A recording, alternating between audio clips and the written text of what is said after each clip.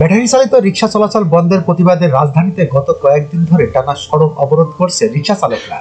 এরই ধারাবাহিকতায় আজও আগারগাঁয়ে সড়ক অবরোধ করেছে তারা। মঙ্গলবার 25 নভেম্বর সকাল 10:30টার পর থেকে ব্যাটারি চালিত রিক্সা চালকরা সড়কে অবস্থান নেয়। ট্রাফিক মিরপুর বিভাগের অতিরিক্ত উপ পুলিশ কমিশনার তানিয়া বলেন, ব্যাটারি চালিত রিক্সা চালকদের অবরোধের কারণে যান চলাচল ব্যাহত হচ্ছে। যান চলাচল স্বাভাবিক রাখতে মিরপুর 10 নম্বর থেকে যানবাহন অন্যদিকে ঘুরিয়ে দিচ্ছি। পরিস্থিতি নিয়ন্ত্রণে আমরা কাজ করছি।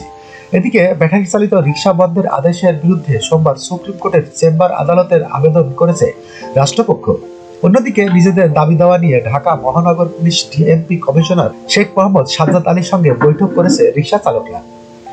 এর আগে গত 19 নভেম্বর বিচারপতি ফাতেমা নজিব ও বিচারপতি Mahmudur Rajib high court bench Dhaka metropolitan এলাকায় 3 দিনের মধ্যে ব্যাটারি চালিত রিক্সা চলাচল বন্ধের নির্দেশ দেন। হাইকোর্টের আদেশের পরদিন থেকে রাজধানীর বিভিন্ন এলাকায় বিক্ষোভ করেছে ব্যাটারি চালিত রিক্সা চালকেরা। বিক্ষোভকারীদের দাবি, হাইকোর্ট থেকে অটোরিকশা বন্ধের যে নির্দেশনা দেওয়া হয়েছে তা তারা মানেন না। এর নির্দেশ প্রত্যাহার চান তারা। যতক্ষণ পর্যন্ত অটোরিকশা চালানোর অনুমতি না দেওয়া হবে ততক্ষণ পর্যন্ত এই কর্মসূচি চালিয়ে যাবেন। যখনকার খবর তখনই দেখতে চোখ রাখুন সুন 24 টিভিতে।